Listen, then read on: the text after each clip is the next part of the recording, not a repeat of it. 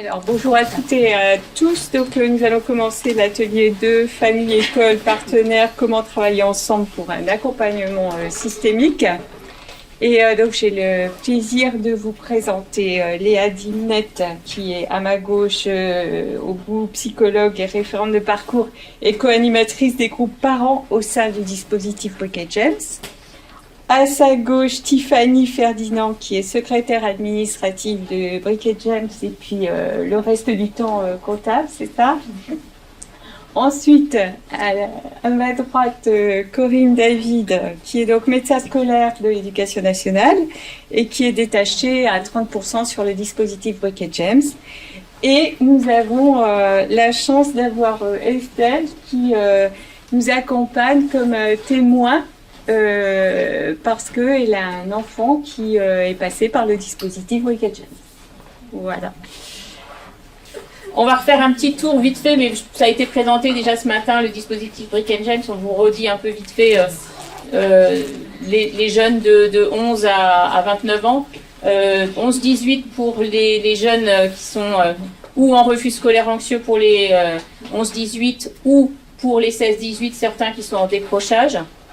Donc avec nécessité d'un diagnostic, on va dire, de refus scolaire anxieux pour les 11-15. Et ensuite, pour les 18-29, c'est les fameux NEETs dont on a entendu parler ce matin. Et donc, nous, on s'occupe principalement, là, le travail qu'on va faire avec les établissements scolaires et avec les parents, c'est plutôt pour les mineurs, donc les moins de 18. D'accord ? On a notre... là, on va vous expliquer un peu comment on fonctionne. Le premier contact, le premier entretien avec la famille et le jeune, pour estimer, voir un petit peu comment, si ça peut correspondre, le dispositif. Ensuite, le temps de visite à domicile. Ensuite, les entretiens qu'on peut faire soit avec les parents, soit avec la famille, les points d'étape et le groupe parent. Voilà, en gros, c'est de ça qu'on va parler aujourd'hui. Donc le premier entretien, enfin le premier contact en fait, pardon, qu'il va y avoir, c'est avec Tiffany, notre secrétaire, qui elle va recevoir le coup de fil des parents. Et elle va vous expliquer un peu comment elle prend contact avec, enfin comment eux ils prennent contact et comment ça se passe. Du coup, le premier contact en général, c'est par soit un appel téléphonique, possiblement aussi un SMS quand on n'a pas réussi à me joindre. Ou alors c'est un mail laissé sur notre boîte de secrétariat qu'on a spécifiquement pour notre dispositif. Suite à ça, quand j'ai pas pu avoir directement la famille, je les rappelle sans souci. Ou alors, dès qu'ils m'appellent, plusieurs questions vont être amenées. Notamment, en général, je leur pose la question de comment ils nous ont connus, mais aussi s'ils connaissent un peu notre fonctionnement. Je leur explique de façon très brève le fonctionnement du dispositif en fait. Et la question qui se pose aussi en général, c'est est-ce que le jeune est au courant de cette démarche-là? Parce que comme on fonctionne par la libre adhésion, pour nous il est important que le jeune soit au courant avant qu'il soit vu en entretien. Du coup, on va prendre quelques renseignements sur le jeune, notamment son âge, étant donné qu'on a un critère jusqu'à 15 ans qui est obligatoire, qui doit d'être suivi auprès de professionnels et d'être diagnostiqué en tant que refus scolaire anxieux. On lui pose aussi la question si le jeune est autonome, ce qui nous permet aussi de savoir un peu plus facilement comment pourra se dérouler la suite aussi. On prend toutes les informations des deux parents parce que lors de l'appel on ne nous dit pas forcément tout de suite que les parents sont séparés, mais pour avoir justement cette information là très tôt, je me permets de demander les renseignements sur les deux parents. Je prends toutes les informations concernant l'établissement scolaire aussi, notamment sa classe, si un aménagement a déjà eu lieu ou non. Quand les périodes où il n'arrive pas à aller en classe, je me permets également de demander s'il arrive à récupérer ces cours-là, s'il n'y arrive pas, par quel biais quand il y arrive également, et s'ils ont une idée de la raison pour laquelle le jeune ne va plus, ou n'arrive plus plutôt, n'arrive plus à aller en classe. Ce qui nous donne déjà des indications. Des fois, les parents ne le savent pas du tout. Et à ce moment-là, on sait que ça sera à creuser ou à poser la question. Moi, le jeune ne le sait pas forcément. Oui, lui aussi, des fois. Après, on demande aussi les soins. À quelle fréquence, par qui. Tous ces renseignements-là, on en a spécifiquement besoin pour avoir des attaches justement par après. Et on demande aussi les activités extrascolaires, ce qui nous permet aussi de savoir si le jeune est encore en lien avec le milieu social ou pas du tout. Suite à ça, du coup, on propose un premier rendez-vous qui se déroule dans nos locaux et avec Corinne Oui, en général. et un référent de parcours en fonction de ses disponibilités. Tu veux dire quelque chose? Peut-être juste pour donner un exemple par rapport à ces premiers contacts dans ma situation. On a cherché un peu autour de nous comment aider notre fils qui était donc en refus scolaire anxieux depuis à peu près un mois et demi. Donc j'ai cherché sur internet des informations, j'ai vu le dispositif Brick James, mais c'est finalement surtout quand le pédiatre donc on est allé consulter nous a indiqué connaissait le dispositif et nous a indiqué que ce serait bien de prendre contact avec eux. Ça nous a donné un peu, on s'est senti plus légitime à contacter le dispositif. C'est important de déstigmatiser la demande d'aide parce qu'on se dit il y a toujours des cas plus graves, il va juste pas à l'école, c'est pas voilà, c'est pas très grave et du coup on n'ose pas contacter en fait les structures. Or en fait si jamais il n'y a pas besoin de l'accompagnement, ils nous le diront. Donc le message que je voulais faire passer, c'est vraiment pas hésiter à contacter. On aurait gagné un mois si voilà, j'avais pas eu besoin de cette voilà, que le pédiatre me le dise, faites-le, c'est important. Et c'est ce qui nous a permis de prendre contact. Et effectivement, du coup, le premier contact avec Tiffany pour avoir une sorte d'évaluation de notre demande qui était très, très bien menée aussi. Il y a une Vous question. parlez de pédiatre, du coup vous n'aviez pas encore vu un pédopsychiatre avant de prendre... C'est un lycéen. C'est un lycéen, d'accord. Parce que tout à l'heure on était avec vos autres collègues de James, du coup, Oui. plutôt, qui nous disaient que nous on a plutôt des collégiens de 11 à 15 ans, pour avoir un diagnostic c'est un an d'attente, elles acceptaient, elles, de prendre quand même de recevoir... On les reçoit quand? On en a reçu, ouais. Pour aussi ainsi, donner envie aux parents et aux enfants surtout de continuer d'entamer une prise en charge en se disant qu'après il y avait une possibilité d'être suivi. Oui, alors le problème c'est ça, c'est que nos critères, alors ils sont amenés à changer peut-être, parce que tous les ans on se remet en question et tous les ans on se dit est-ce qu'on modifie quelque chose et c'est une des questions qu'on a en ce moment. Mais oui, on en reçoit qui n'ont pas encore de suivi pédopsie, pour lesquels on va être quand même moteur sur certaines choses à faire avec l'établissement scolaire, reprendre contact, qu'est-ce que vous pouvez demander, vous êtes, toutes ces choses-là, et insister sur le fait qu'un suivi pédopsie est nécessaire et indispensable en fait pour le jeune, pas juste pour venir chez nous, Oui, bien mais sûr. pour le jeune en fait. Parce que oui, on estime qu'il faut faire la part des choses et essayer de voir s'il n'y a pas d'autres choses aussi qui, comme on dit, il y a des fois le refus scolaire anxieux qui est mis en avant, mais des fois il y a d'autres choses derrière, des fois c'est autre chose qui passe devant, et toutes ces choses-là, ben oui, il faut un avis en fait, vraiment pour qu'on puisse faire la part des choses de tout ça. Mais on en a reçu et on en reçoit encore, et il y en a où on va dire, quand on sait que le rendez-vous est prochain, assez rapide, on se dit ok et on revient vers vous. On en discute en groupe, parce qu'on a une réunion hebdomadaire où on parle des jeunes qu'on a rencontrés. Et là, on fait le point de se dire si oui ou non ça peut correspondre ou pas. Et donc certaines fois, on va attendre et d'autres fois, on va aller un peu plus vite pour d'autres que pour certains. Mais oui, en général, il nous faut quand même encore ça. On n'a pas encore enlevé ce truc-là, mais Je vous dis, tous les ans, on réfléchit et tous les ans, parce que là, malheureusement, on sait que les pédopsychiatres, c'est une denrée rare et que le diagnostic, il est très, très long à mettre en place. Ben, c'est surtout que un enfant qui va, ou un adolescent qui va plus au collège ou au lycée, c'est la pointe de l'iceberg.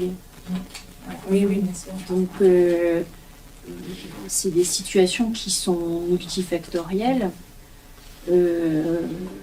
avec des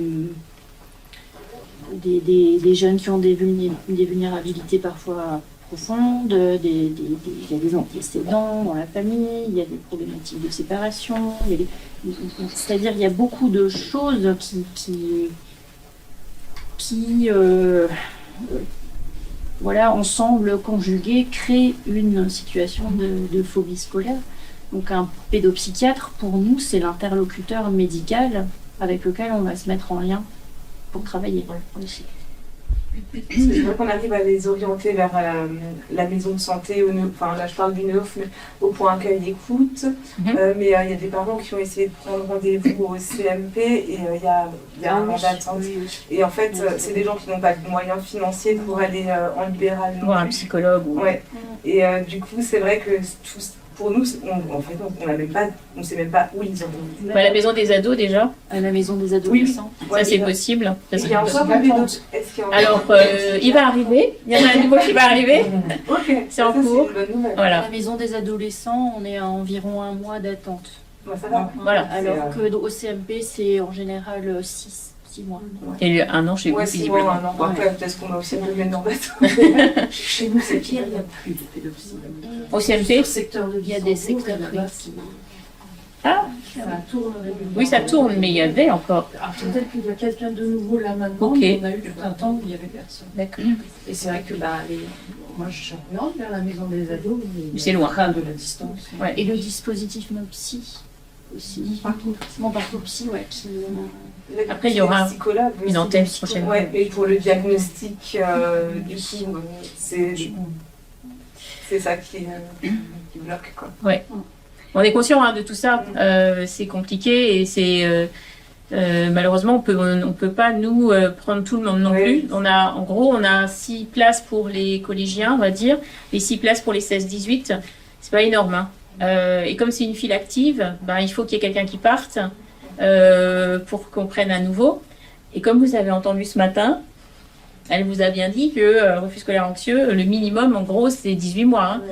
Ça c'est quand tout va bien. Donc on va peut-être pas les garder 18 mois tous, hein, mais c'est vrai que ça va nous prendre du temps, quoi. C'est pas en 1 mois on aura réglé la situation, hein, c'est pas possible.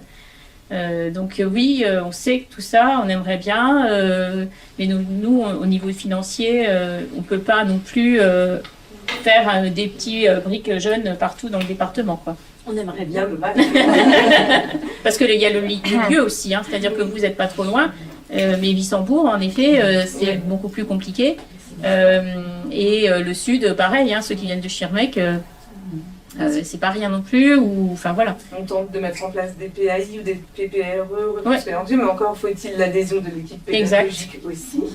Et alors ça serait une autre chose qui serait géniale, c'est de donner une formation à tous les personnels de direction et les enseignants pour qu'ils aient conscience que les enfants ne... Et les CPE, alors il y a normalement dans les tuyaux une formation sur le refus scolaire anxieux qui est en train de se faire. Il y a un groupe de travail dessus, j'en fais partie, et on essaye de travailler là-dessus pour expliquer justement le refus scolaire anxieux sur toute l'académie, hein, donc le Bas-Rhin au Rhin, pour expliquer ce que c'est, qu'est-ce qu'on peut faire, etc. Voilà. Donc, c'est en... Vous nous présentez peut-être après l'entretien téléphonique. Oui. En fait, donc on va... Je vais présenter le premier entretien qui se passe en binôme, donc avec Dr David et un intervenant de l'équipe, suite au contact téléphonique avec Tiffany. Donc, suivant les éléments qu'elle a pu recueillir auprès des familles, nous, on va creuser ces éléments. On va interroger ces éléments-là. C'est un entretien qui se passe en présence de la famille du jeune et au moins d'un des 2 parents. On explore, en fait, on fait son anamnèse et l'historique du trouble anxieux, qui parfois va remonter jusqu'à l'école maternelle. On peut se rendre compte dans certains parcours que l'enfant a déjà eu, parfois par période, du mal à aller à l'école ou était anxieux, montrait des manifestations d'anxiété en milieu scolaire à différentes périodes de sa vie. On explore ses difficultés, son histoire, sa situation familiale, son parcours scolaire. On explique un peu plus avant le fonctionnement du dispositif, les ateliers à médiation, le suivi individuel, le groupe de parole pour les parents, les différents temps qu'on va leur proposer, dont les points d'étape, qui sont trimestriels, Voilà. C'est pour nous le moment d'évaluer la libre adhésion du jeune, aussi en présence de ses parents, parce que parfois les parents poussent derrière, mais le jeune n'est pas. Si lui n'a pas envie, si c'est trop compliqué, si c'est trop tôt, voilà, il faut qu'on le prenne en compte. Des fois, il leur faut du temps. Ils vont pas nous dire, ils vont peut-être des fois nous dire, je sais pas si j'ai envie de venir là ou pas.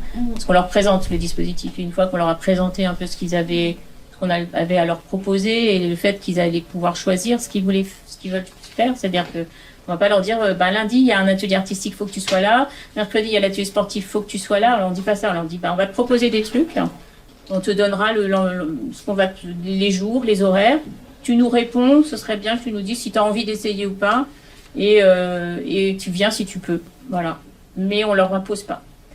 Donc c'est vrai que ça, ils sont un peu étonnés sur le coup. Les parents un peu plus des fois inquiets, je sais pas. Et c'est vrai que c'est un travail qu'on va faire. Alors des fois, ça leur permet aussi de se dire ah oui d'accord, donc je peux choisir. Pour vous, il n'avait pas envie de faire les ateliers, mais par contre artistiques. Mais par contre, lui, ça lui plaisait plus d'aller rencontrer un prof. Voilà, bon, c'est comme ça. On n'a plus de profs, je vous le dis, parce que malheureusement, nous n'avons plus de profs. Ce premier entretien, c'est aussi le moment où on va commencer à évaluer si le refus scolaire anxieux, c'est la pathologie de premier plan, parce qu'on a beaucoup de jeunes qui présentent aussi des troubles associés, dont des tableaux dépressifs, et ça serait contre-productif de proposer des ateliers à quelqu'un qui ne serait pas du tout en mesure de les investir. Ça risquerait de le mettre en échec. Donc on essaye dès ce premier entretien, de voir s'il serait en mesure de venir, et c'est aussi pour ça qu'on a besoin de l'interlocuteur médical, parce que plus tôt on peut se mettre en lien avec cette personne-là, plus tôt on peut proposer des choses qui sont adéquates, quoi. Tous ces éléments-là sont analysés en réunion d'équipe pluridisciplinaire, donc qui ont lieu tous les mardis matins pour nous. C'est à ce moment-là qu'on peut décider d'accueillir un jeune ou pas, sachant qu'entre-temps, on va lui proposer d'essayer des ateliers, comme l'a dit Corinne, de commencer par l'atelier qui lui parle le plus, en fait. Pour que lui aussi puisse nous dire après si ça lui a plu, comment c'était de croiser d'autres jeunes, comment il s'est senti, au contact des autres, à notre contact, dans ces locaux, avec les artistes, etc. On essaie de voir aussi si, comme Tiffany a déjà demandé pendant l'entretien téléphonique, mais nous on demande encore qu'est-ce que fait le jeune en fait à la maison. C'est-à-dire est-ce qu'il va encore un peu en cours, est-ce qu'il va plus du tout. S'il y va plus du tout, qu'est-ce qu'il fait?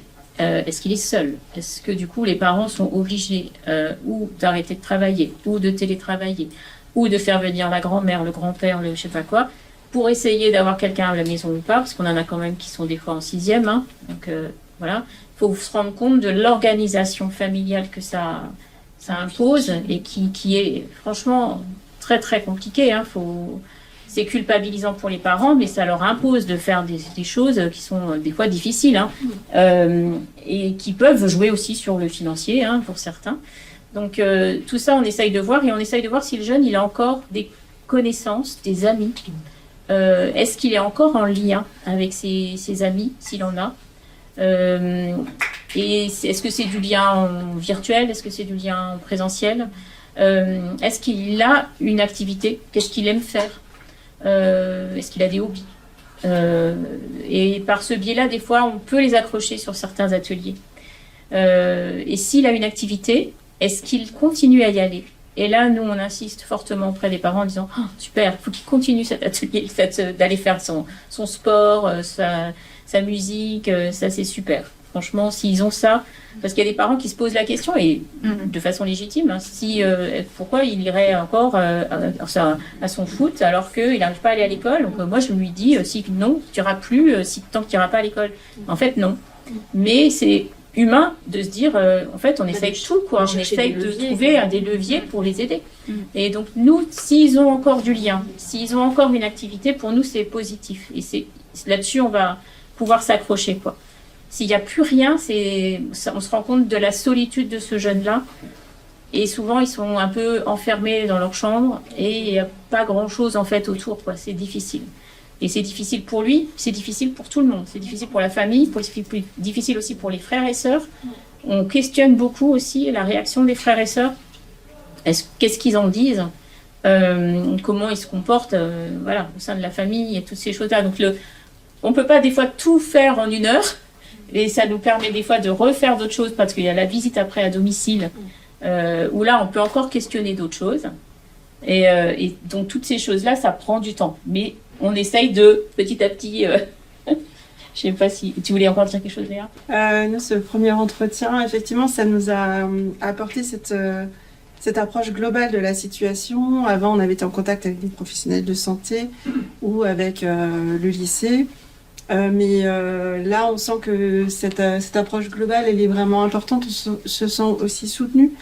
Et ça nous a permis d'expliquer la situation de notre fils. Aussi d'avoir déjà quelques conseils ou éclairages sur le pourquoi. Parce que quand ça vous tombe dessus, on ne comprend pas toujours pourquoi ça arrive. Et donc ça, c'est important aussi. Et voilà, ça nous a permis... d'avoir cette approche avec déjà aussi ils ont aussi testé notre motivation puisque c'était quand j'ai appelé c'est pas évident d'avoir un rendez-vous parce qu'il y a une attente et à force d'insister Tiffany a pu me proposer un rendez-vous lundi matin 8h30 la veille de Noël, premier jour des vacances scolaires, donc c'était un peu voilà, c'était un peu un test, mais mon fils a bien voulu se lever, venir et du coup voilà, c'était première explication aussi de tout le dispositif. Voilà. À partir du moment où tout le monde est d'accord pour que le jeune intègre le dispositif, lui en premier d'ailleurs, on va donc lui proposer d'essayer des ateliers et on va aussi effectuer une visite à domicile en binôme, donc avec la chef de service et la personne qui sera le référent de parcours dans le dispositif. Donc c'est une visite qui est obligatoire et c'est à ce moment-là qu'on va acter l'admission. On remplit le dossier d'admission à cette occasion. Et si les parents sont séparés, on effectue une visite au domicile de chacun des parents. Ça nous permet de comprendre in situ un peu mieux la place du jeune dans la famille. Les difficultés, les besoins au domicile, notamment au niveau éducatif et social. Parce que les gens ne nous en parlent pas forcément quand ils viennent dans nos locaux ou dans nos bureaux. Mais voilà, quand on est chez eux, on peut demander est-ce qu'il y a des besoins d'aide financière? Est-ce qu'il y aurait je sais pas, des besoins d'une aide éducative? Est-ce que on va questionner certaines choses parce qu'on les voit en fait. Et ça nous permet aussi de prendre conscience des points d'appui, des possibilités de collaboration avec chacun des parents. On rencontre, ou on rencontre pas d'ailleurs aussi, à cette occasion les fratries. Parfois les frères et sœurs sont dans la pièce à côté mais ne viennent pas nous dire bonjour. Eux parfois viennent, et c'est l'occasion d'échanger aussi avec eux. Ça nous donne des éléments, voilà, sur la place du jeune à la maison. Ça nous permet de constater son environnement, d'évaluer aussi les freins au déplacement. Est-ce qu'il va être en mesure de se déplacer jusqu'à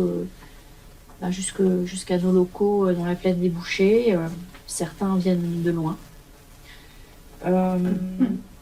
Ça nous donne des éléments de compréhension sur le fonctionnement familial et aussi sur ce qui est important pour les gens, sur ce qui les intéresse, sur ce qu'ils aiment.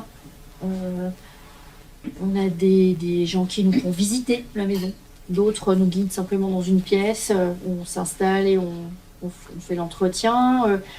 Mais il y a des gens qui nous font visiter toute leur maison, qui nous racontent voilà, ce qu'ils aiment faire. Et ça nous donne des éléments aussi avec lesquels travailler par la suite.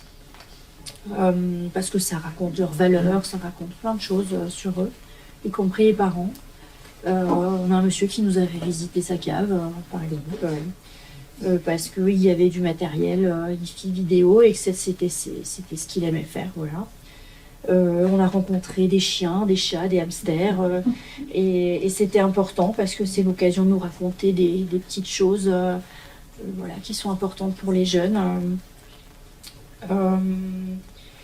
Voilà, ça nous permet aussi d'explorer un peu ce qui a été mis en place pour s'adapter, pour compenser parfois cette situation de phobie scolaire. Parce que c'est pas juste, parfois la phobie n'est pas que scolaire, le trouble anxieux parfois est massif et se manifeste aussi dans des situations familiales.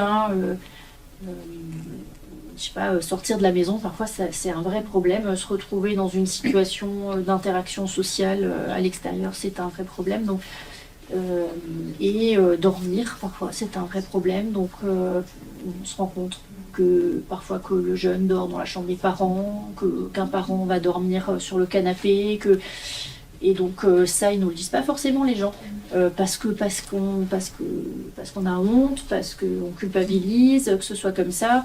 Sauf que c'est des choses qui se sont installées sur des semaines, voire des mois. C'est-à-dire ça vient insidieusement. Parfois, quand on est complètement crevé, épuisé, qu'on n'en peut plus, on dit bah écoute, viens, mets ton matelas à côté du mien, là, et puis dors. Voilà, c'est tout. Mais on n'est pas là pour juger ça, mais pour en parler. Et donc, on le constate quand on est sur place. Et puis aussi, comment c'est parlé dans la famille, tout ça. Est-ce que c'est tabou? Qui est au courant, plus ou moins au courant, qui la voit au chapitre, qui en dit quelque chose, qui en pense quelque chose et n'en dit rien. Enfin, voilà, toutes ces choses-là. Et le couple, comment ils réagissent chacun, c'est-à-dire qu'ils n'ont pas forcément tous les deux le même vécu, la même histoire, et donc on réagit comme on peut. Et donc il y en a un qui va être plus peut-être dans l'inquiétude, la compréhension, et l'autre un peu plus dans mais non, c'est bon, on y va, quoi. Ce qui peut créer des tensions, c'est ce qu'elle disait ce matin. C'est vrai que ça aussi, il faut que nous on le prenne en compte, que les gens soient en couple ou pas, il faut qu'on prenne en compte ça aussi, parce que le jeune, il le ressent tout ça, et donc les gens ils font ce qu'ils peuvent, ils font comme ils peuvent, et nous on est là pour prendre soin aussi des parents, c'est-à-dire que notre but c'est ça aussi. C'est des fois nécessaire qu'on dise peut-être que là aussi vous avez besoin aussi, est-ce que vous avez un moment de répit, est-ce que vous avez des gens à qui parler, est-ce que vous avez besoin d'avoir un lieu peut-être aussi pour parler. Donc c'est vrai que le groupe de parole il est là aussi pour ça, mais c'est important que des fois on prenne du temps pour soi. Et prendre du temps pour soi, c'est pas si évident que ça quand on est très inquiet et qu'on est dans l'action, et que voilà. Donc toutes ces choses-là, c'est des choses qu'on va essayer de travailler, de repérer, mais pour le travailler ensuite avec eux. Parce que les parents, il faut aussi prendre soin d'eux.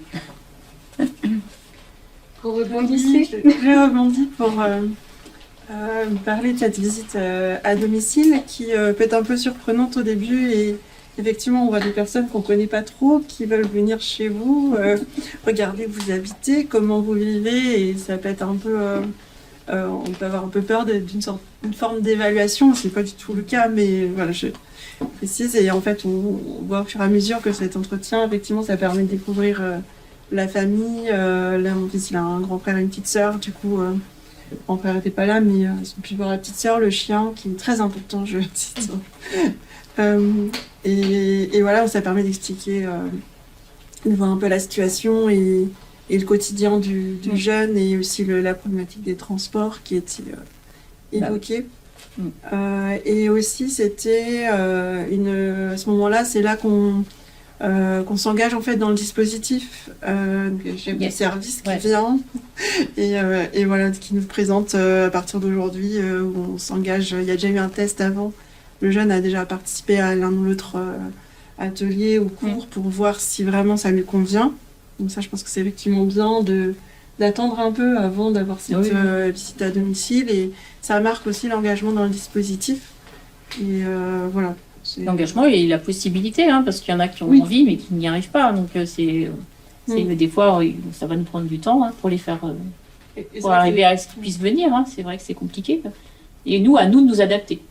Si le jeune ne tient pas et ne peut pas tenir assis ou ne peut pas tenir, on s'adapte aussi. Oui. C'est vrai que c'est pas juste l'engagement du jeune, c'est l'engagement des parents, voire de toute la famille aussi, puisqu'après il y a effectivement toute une organisation à mettre en place pour lui permettre de venir aux cours, aux ateliers, etc. Et après, on fait des points d'étape où on est régulièrement, une fois par trimestre. Entre-temps, il y a eu des entretiens individuels, hein, dont systématiques avec les jeunes. Le lien, il se fait ou en donnant des rendez-vous et on se voit, ou avec leur référent de parcours, là, ou quand le jeune, on le voit plus trop, il y a de toute façon, tout le temps, on leur envoie des messages, en fait. Aujourd'hui, il y a atelier machin, est-ce que toi tu te sens, demain il y a ça, est-ce que tu te sens de venir? Et si ça fait quelque temps qu'on dit qu'on ne le voit pas, le référent de parcours va lui dire je vois que c'est compliqué pour toi en ce moment, j'aimerais bien qu'on puisse se voir, ou est-ce que tu penses qu'on peut essayer de se voir? Mais en tout cas, il y a toujours ce lien qui est là tout le temps. Et les points d'étape, c'est des moments où on prend rendez-vous avec la famille en entier, c'est-à-dire avec les parents et le jeune. Et si c'est pas possible d'avoir les deux parents ensemble parce que c'est tendu ou que c'est pas souhaitable, on fera un point d'étape avec le père, un point d'étape avec la mère. Voilà. Donc là, le but, c'est de faire un point vraiment on en est là, ça fait quelque temps que tu es ici chez nous, comment tu te sens? Est-ce que qu'est-ce qui est compliqué pour toi? Qu'est-ce qui t'aide? Quand on a vu que de temps en temps, tu avais dû partir d'un atelier parce que il y avait l'angoisse qui était arrivée, est-ce que ça t'a aidé quand Léa t'a parlé? Enfin, on questionne vraiment qu'est-ce qui est possible pour lui, qu'est-ce qui est difficile, qu'est-ce qui l'aide, qu'est-ce qui est compliqué. Et donc, c'est le moment où ils peuvent nous dire oui, mais quand il y a le groupe, c'est difficile parce qu'un tel, il est très agité, ou alors j'arrive pas à parler en fait. Voilà, bon, c'est bien quand ils arrivent à nous parler de tout ça. Donc on questionne un peu et on essaye de voir où ils en sont. Donc c'est vraiment un point où on est tous autour de la table pour discuter ensemble. Il n'y a pas de c'est bien, c'est pas bien. C'est vraiment de se dire voilà, on en est là. Vers quoi on va? Qu'est-ce qu'on peut faire maintenant? Est-ce qu'on continue comme ça? Qu'est-ce qu'on peut changer? Qu'est-ce qui serait mieux pour toi? Etc. etc. Et c'est un temps qui nous est important pour nous. Je pense que pour vous, c'est important aussi. Ouais. C'est un moment où on prend un peu du recul sur la situation, et aussi on va mettre, on est dans notre quotidien, et là on vient à Brick James sur le site, et on prend un peu de recul sur la situation. On essaye de poser des mots sur ce qui se passe, et ce qui est intéressant, c'est de voir aussi, nous en tant que parents, comment notre enfant il va s'exprimer sur sa situation, parce que du coup, on lui demande comment ça va dans son quotidien, etc. Et on découvre parfois des choses qu'il ne va pas forcément dites, et inversement, vice-versa, on est aussi amené à nous à s'exprimer sur comment on va nous en tant que parents. Et ça permet aussi parfois une prise de conscience pour l'enfant, de réaliser que il n'y a pas que lui qui va pas bien, des fois c'est dur aussi pour ses parents. Et donc ça, c'était intéressant. Et aussi, au fur et à mesure des points d'étape et des échanges, moi j'ai beaucoup appris à essayer d'avoir progressivement une posture vraiment d'écoute, de non-jugement, d'accompagnement de cette anxiété et de mon fils.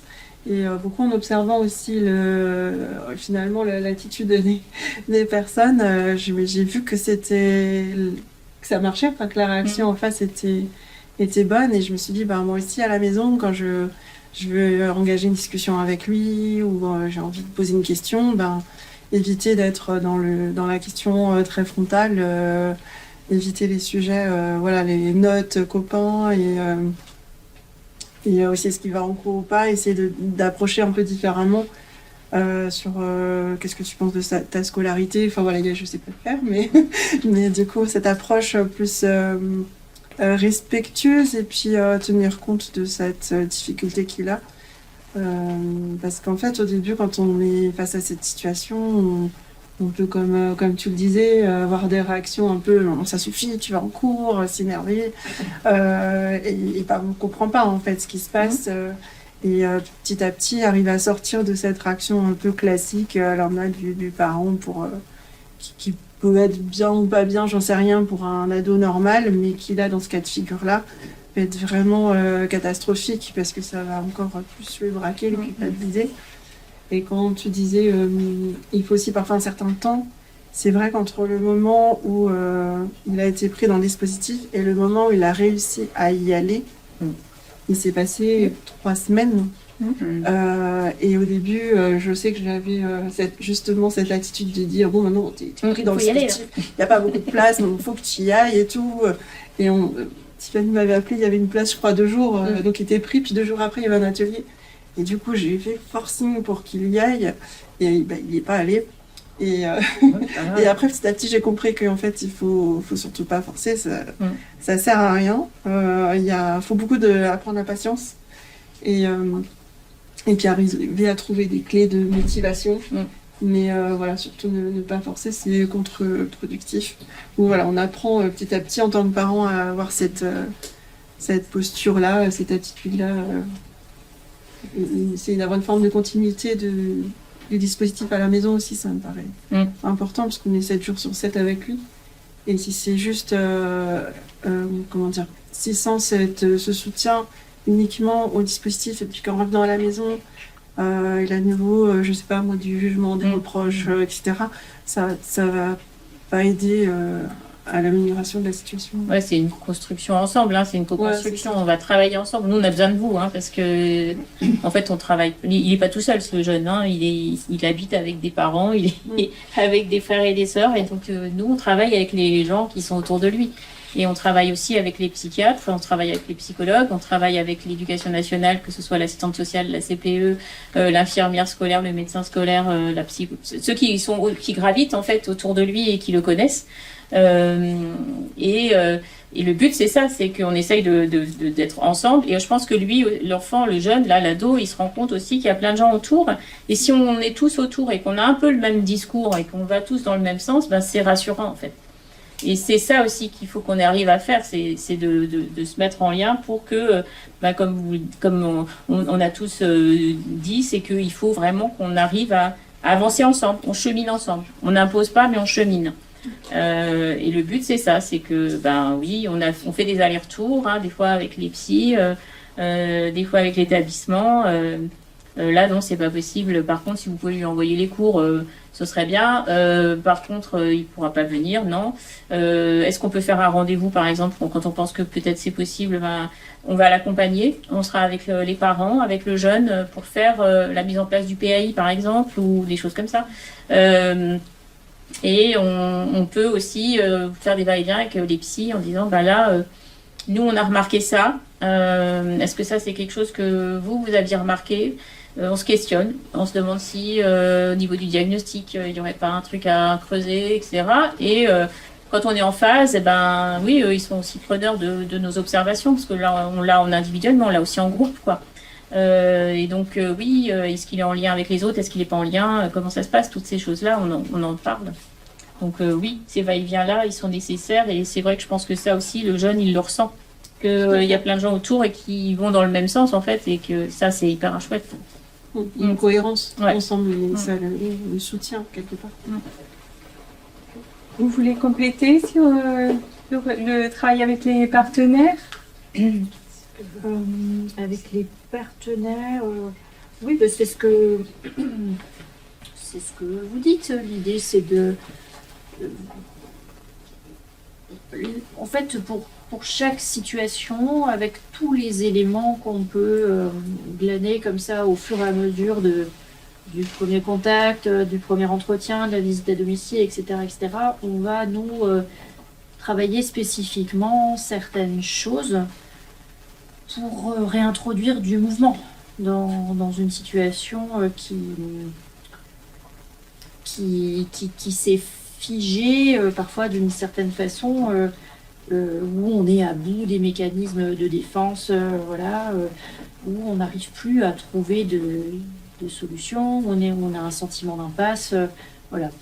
Nous, avec tout ce qu'on a, on essaye de faire du lien, de créer des petits maillons comme ça entre la famille et l'établissement scolaire. On va médiatiser comme ça cette relation en apportant un éclairage clinique quand ça coince du côté de l'établissement scolaire ou de travailler avec eux des aménagements plus spécifiques quand on entend que ça pourrait aider le jeune à rendre ces journées plus supportables au collège. Par exemple, on a conçu un aménagement très spécifique avec un jeune en particulier et qu'après on a proposé à d'autres jeunes pour l'aménagement, dans les aménagements du PAI. C'est un jeune qui avait tellement peur de faire des crises d'angoisse en classe qu'il n'allait plus en classe. Et en fait, il était terrorisé par le fait de devoir lever la main et de dire ça va pas, j'ai besoin de sortir devant les autres.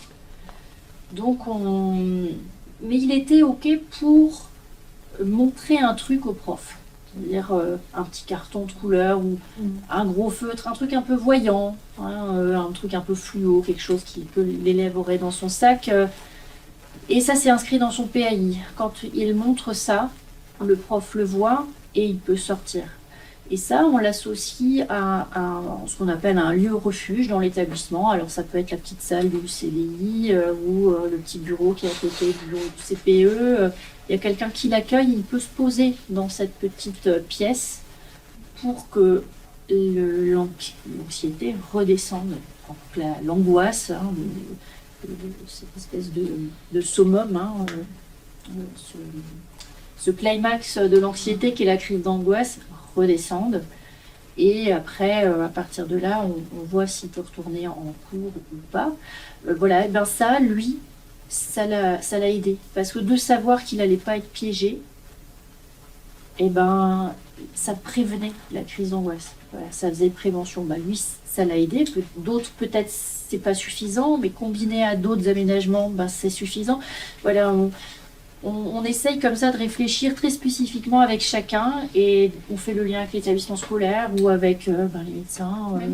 Quand on se dit il y a autre chose enfin, l'anxiété, elle est liée à d'autres choses, notamment dans les habiletés sociales et la question du TSA. Voilà, pour des jeunes qui ont du mal à entrer en contact avec les autres, ou qui ont des difficultés à communiquer, des particularités sensorielles, voilà, on va revenir vers les médecins, et ça, on le fait pour chacun, en fonction des éléments qu'on obtient au fur et à mesure de nos contacts avec eux, avec les jeunes et leurs familles. J'ai une question. Oui. Il y a une histoire de lien qui se construit, d'accrochage. Et si le jeune n'accroche pas avec ce ou cette référente, est-ce qu'il y a possibilité de proposer quelqu'un d'autre?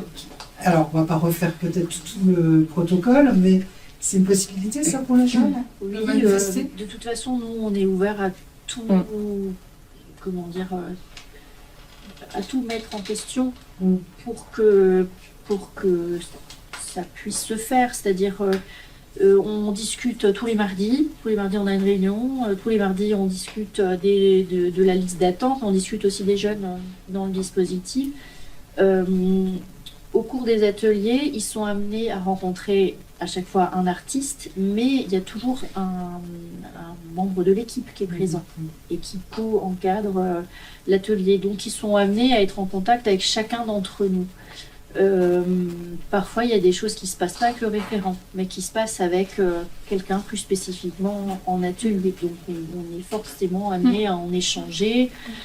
Et si on sent que le lien se crée plus avec l'un qu'avec l'autre, oui, je pense que c'est pas arrivé, mais c'est pas arrivé, mais ça serait pas tellement un souci. Je peux témoigner par rapport à ça. Mon fils, il a créé un lien très spécifique avec le prof qu'il a vu. Donc, il a démarré d'abord avec. C'était trop difficile d'aller à des ateliers, de se retrouver avec d'autres jeunes. Et du coup, il a démarré avec 1 heure de cours avec un prof délégué de l'éducation nationale. Et il se trouve que ce prof était fan de basket et mon fils aussi. Et du coup, grâce au basket, ça a vraiment créé un lien entre tous les deux, qui était assez fort. D'ailleurs, il aimerait bien le revoir. Je sais que c'est plus possible, mais en observant les réactions du jeune, on voit s'il y a une affinité effectivement avec un membre de l'équipe. Et c'est vrai ça l'a beaucoup motivé à venir déjà. Et une fois qu'il avait pris l'habitude de venir pour cette heure de cours, après il a pu basculer sur les ateliers et commencer à aller aux ateliers. Et le dernier dispositif qu'on utilise, ce qu'on fait encore, c'est le groupe de parents. Les outils, oui, on propose un groupe de parole par an. Donc on co-anime avec Corinne et moi. C'est 1 fois par mois. Voilà. Les parents viennent s'ils le souhaitent. C'est pas non plus, c'est une proposition. Et je trouve que c'est un groupe de parole, donc pareil, la confidentialité, les échanges livres, etc. Donc les gens, il y en a qui peuvent venir et ne pas forcément parler, ou pas beaucoup, et d'autres qui vont plus parler, mais c'est ok en fait. Nous, on est juste là, Léa et moi, pour débuter le truc, et ils se présentent un peu chacun, et après, en fait, vont émerger des choses de la part des parents. Et comme je disais tout à l'heure, mais en fait nous on fait pas grand chose et c'est eux qui bossent. C'est clair que nous finalement on est là juste pour amorcer, mais après c'est eux entre eux qui interagissent et c'est très chouette à voir. C'est-à-dire que vraiment ils se posent des questions, ils rebondissent. Ah oui, moi aussi c'est pareil, c'est compliqué aussi pour ça. Il y a des thématiques qui reviennent, mais il y a des choses en fait qui vont être très chouettes entre eux. Moi j'ai essayé ça n'a pas marché, ou alors au contraire ça a marché, j'en sais rien. Enfin, chacun y va un peu de son ressenti. Et c'était une demande des parents en fait, ce groupe de parents. La première année, des parents, on l'avait pas mis en place. Et c'est les parents qui nous ont dit on aimerait bien rencontrer d'autres parents. Et c'est pour ça qu'on l'a mis en place. Et c'est vraiment un moment, je trouve, très chouette à vivre. Mais je vais laisser la parole à Estelle pour qu'elle dise son ressenti du groupe. Et je confirme, c'est important de pouvoir rencontrer d'autres parents qui vivent la même chose. Parce qu'en fait, dans notre entourage, les gens ne comprennent pas, que ce soit les amis ou la famille, ils n'arrivent pas forcément à comprendre qu'il y a vraiment un blocage pour aller retourner en cours. Donc, à un moment donné, on n'a plus trop forcément envie de partager ça avec eux, parce qu'on sait que ça va être plutôt peut-être des réactions de jugement, ou etc., que ça ne va pas nous aider. Et là, au groupe de parents, on est avec des parents qui vivent la même problématique. Les situations sont toutes différentes, mais une problématique qui a fait qu'on est à James qui est la même. Et on se sent moins seul, on déculpabilise aussi, parce qu'on voit que les autres ont aussi fait des choses. On peut, et ça marche ou ça marche pas, on peut partager des expériences. Moi, je sais qu'à un moment donné, j'étais en train d'essayer de mettre en place du CNED partiel, et du coup, je galérais un petit peu, et du coup, savoir comment les autres avaient fait, quelle démarche ils avaient effectuée pour faire une demande au CNED, etc., ça m'avait aidé. Et puis aussi, ça donne du courage, en fait. Voilà, on sort du groupe de parents un peu remotivés. Et ça permet de mieux affronter après le quotidien. Voilà, affronter, c'est peut-être un peu fort, mais en tout cas de mieux gérer le quotidien. Ensuite, voilà, on vit avec l'anxiété 24 heures sur 24 à la maison, quoi. Et ce que je trouve chouette dans ce groupe, c'est que finalement, on a des mères, mais on a des pères aussi. Et Ça, j'ai réussi à l'amener une fois. Oui, exactement. Et c'était hyper intéressant. Et il a beaucoup parlé. Et, Oui, c'est vrai. et franchement, c'est vrai que c'est chouette parce que au début, on se disait, bon, ben, il y a aussi la logistique, il y a tout ça. Et donc, il y a des fois des couples qui viennent ensemble pour assister à ce groupe. Et donc, c'est vraiment chouette de voir ça parce que ça nous permet vraiment de se dire, bon, ben, on a bien fait de le mettre en place, celui-là. On a des pères qui ne s'attendent pas à dire tout ce Voilà. qu'ils viennent dire. C'est vrai. C'est ça qui est beau. Sur l'ensemble, là, sur la douzaine de jeunes que vous nous accompagnez, lors de ces groupes de parole avec les familles, il y a combien de parents qui se présentent? En règle générale, 3-4 par an. au 4, ouais, ça dépend. Ouais, Des fois, on était Parfois à 5. 4-5. Voilà. En moyenne 4-5. Après, ça nous est déjà arrivé qu'il n'y en ait qu'un. Dans ce cas-là, on fait un entretien individuel. Oui. Ouais. Mais souvent, quand le groupe est constitué, ils reviennent. Et c'est pas forcément nous qui amenons les thématiques au départ, mais selon les questions qui émergent, on se les garde sous le coude pour les ressortir à une séance suivante. Et c'est-à-dire, il y a des choses comme dans la place de l'anxiété, dans la dynamique familiale, qui peuvent, bon, ça s'explore. Les antécédents familiaux. J'ai fait un burn-out, j'ai eu un cancer, il y a des pathologies. Voilà, quand on arrive à des trucs un peu plus précis et plus personnels, souvent on dit on va reprendre ça à un autre moment pour que voilà. C'est-à-dire, quel est le. Et les gens vont faire des liens. Tiens, il s'est passé.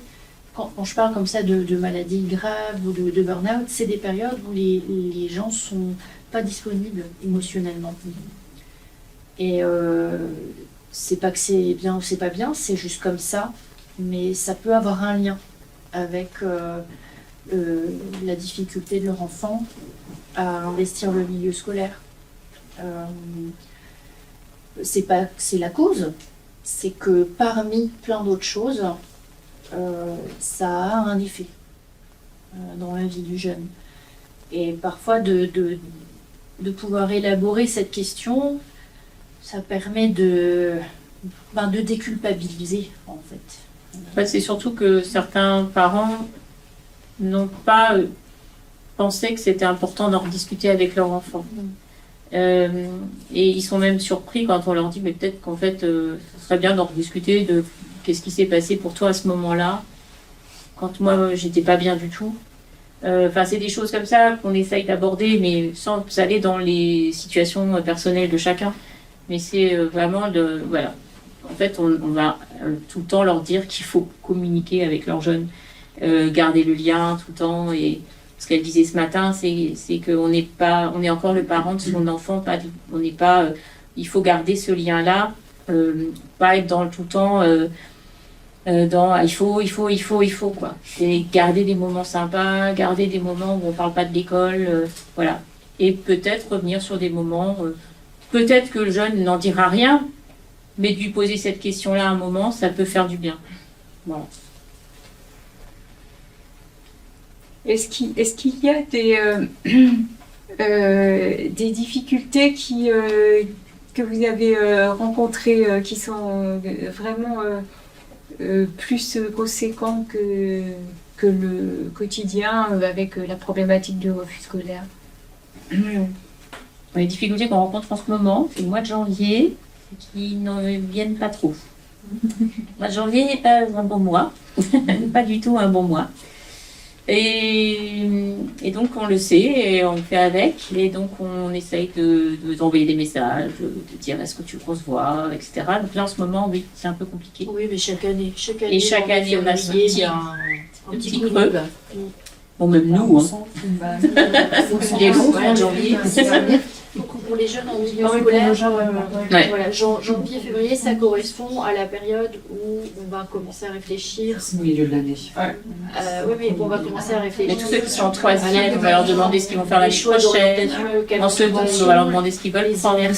Voilà, tout ça. Et Par ça, c'est exemple, la grande difficulté qu'on a en milieu scolaire, c'est le manque de moyens. Et c'est génial tout ce que vous faites, mais nous, milieu scolaire, Oui, mais en tant que... moi je suis infirmière scolaire. D'accord. En fait, on n'arrive pas à. Peut-être que chez nous, mais j'ai pas de médecin. Il y a plein d'endroits où il n'y en a pas. Voilà, il y a plein de choses qui nous manquent pour qu'on puisse faire revenir ce jeune. Voilà, c'est très très compliqué. Et on disait justement avant mettre en place un PAI avec un planning, un emploi du temps aménagé. Il est obligé de venir à certains horaires. Pour certains, ça marche. suffit pas Pour toujours. d'autres, ça marche pas du tout. En On fait, fait, pas adhérent là-dedans. Il y a ça, il y a aménager pour alléger et il y a aménager pour rassurer. Et quand alléger ça ne suffit pas, rassurer parfois ça leur parle plus. Ça peut les aider. Donc par exemple cette question du signal de sortie de classe associé à un lieu refuge ou bien de venir mais pour parler à quelqu'un à son prof de français par exemple si c'est la prof de français à qui ça passe bien ben, tu viens juste parler avec la prof ou parler avec la CPE et on voit la récré. on va prendre la récré voilà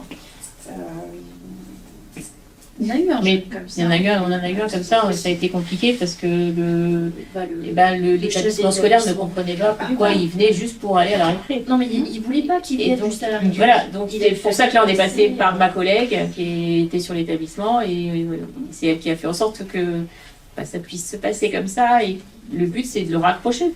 Et maintenant ce jeune il est en cours, mais c'est vrai que ça prend du temps.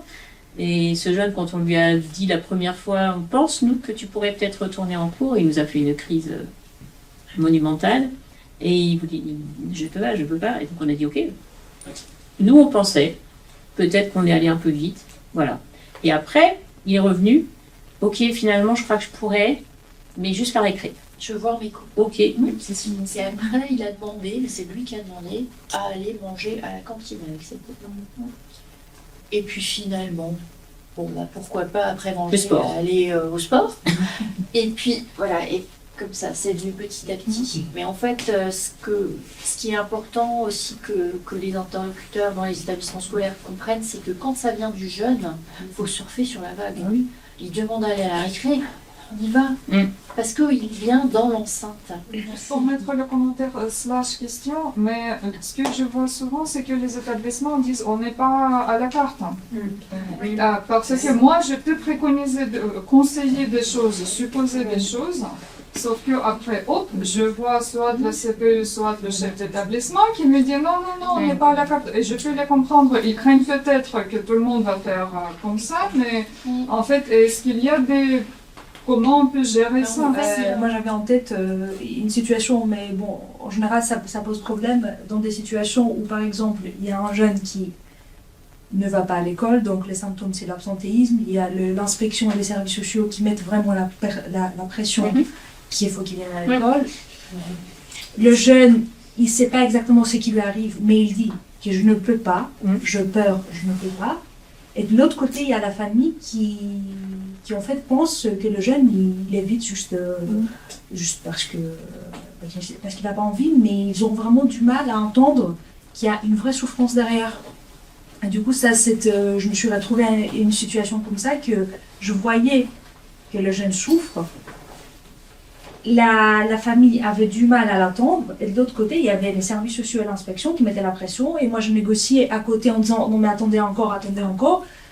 Mais en fait, c'est très difficile, et moi je voulais demander est-ce qu'il y avait une autre personne qui pourrait solliciter cette demande de Brick James à part la famille.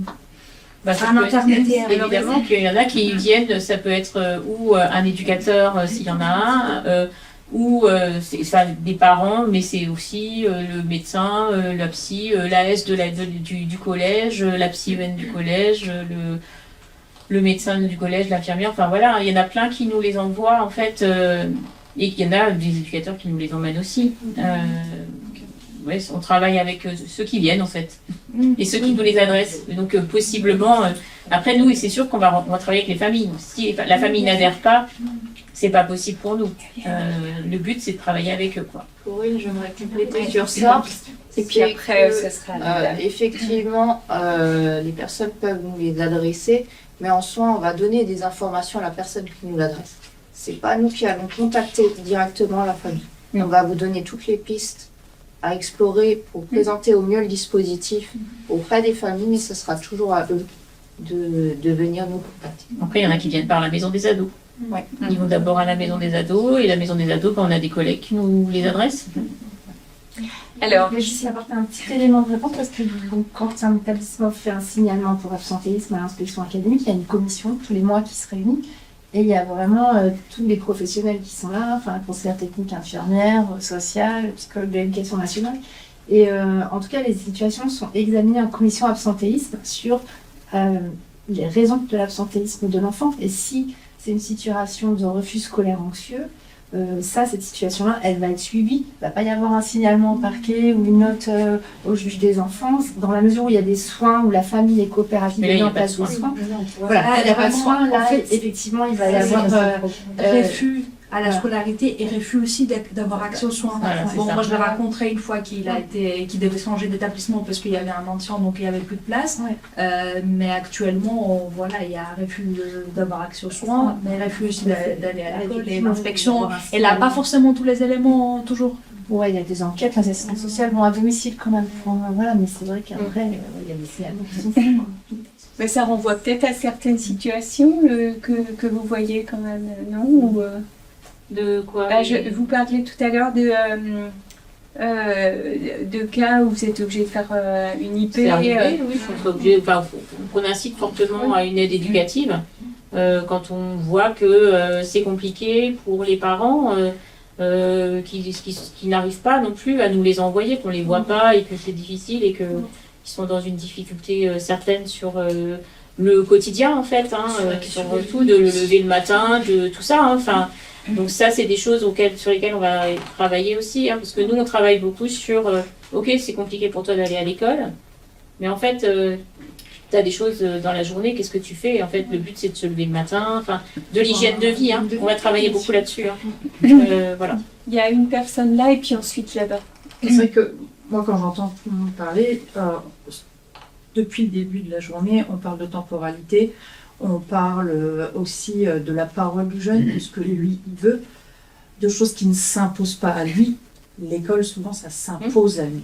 Et donc, c'est là où souvent il y a de la confrontation et il y a quand même une difficulté pour l'école et que je peux entendre parce que c'est pas le même, c'est pas le même lieu, mais il y a une difficulté pour eux d'entendre qu'on n'impose pas, qu'on ne doit pas imposer à ce moment-là. Et c'est vrai que cette temporalité-là, et alors peut-être que des fois, alors je parle pas dans le général, c'est pas dans tous les établissements, mais c'est aussi quelque chose, moi je fais de l'AED, je trouve que ces dernières années, des jeunes en refus scolaire anxieux, j'en ai de plus en plus. Régulièrement, on me les oriente.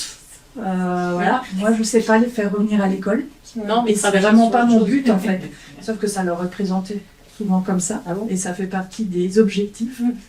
Ramener le jeune à l'école. Parce que moi, non. Effectivement, je me positionne un peu dans ce que madame disait aussi pour travailler avec les parents pour qu'on sorte de cette culpabilité et que voilà, d'arrêter de le matin se prendre la tête à devoir aller, il faut que tu ailles à l'école, ou on limite des fois on peut devenir maltraitant aussi quoi. C'est les gens qui ont besoin de communiquer. Merci, je vais laisser Léa répondre et puis ensuite. Quand on se met cet objectif-là, on se met la pression et par découlement, on la met aux jeunes. Parce qu'on sent bien que ça va être compliqué et l'évitement, c'est le mécanisme de défense de la phobie.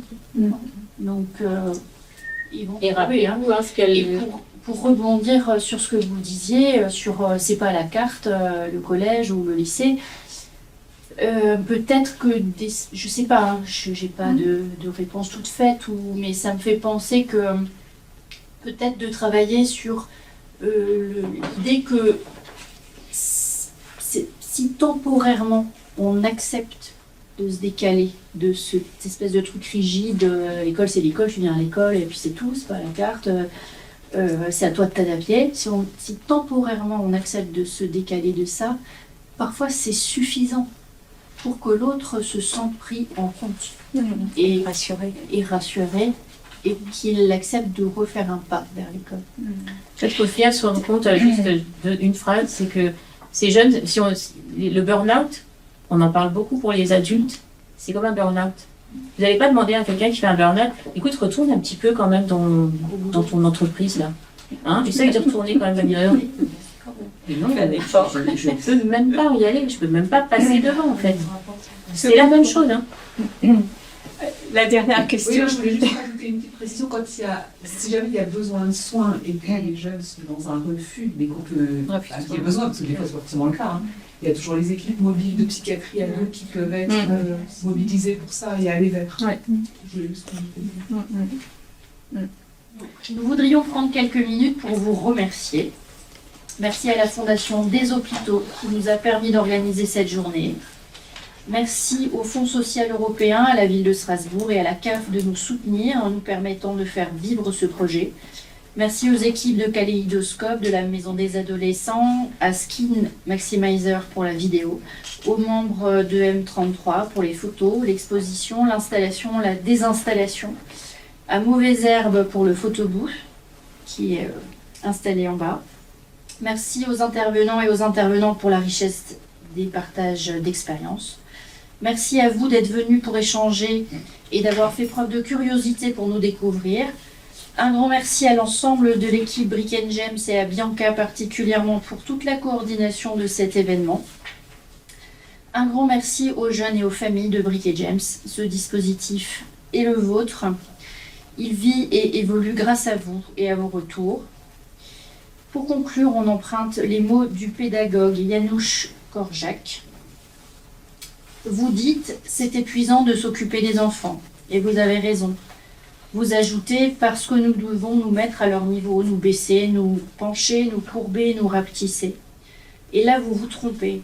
Ce n'est pas tant cela qui nous fatigue le plus que le fait d'être obligés de nous élever à la hauteur de leurs sentiments, de nous élever, nous étirer, nous mettre sur la pointe des pieds, nous tendre pour ne pas les blesser. Humblement, c'est notre tentative, nous élever, nous étirer, nous mettre sur la pointe des pieds pour arriver à la hauteur des ados et des jeunes qu'on accompagne. Merci et bonne soirée. Et j'ajoute un grand merci à nos intervenants de cet après-midi. Merci.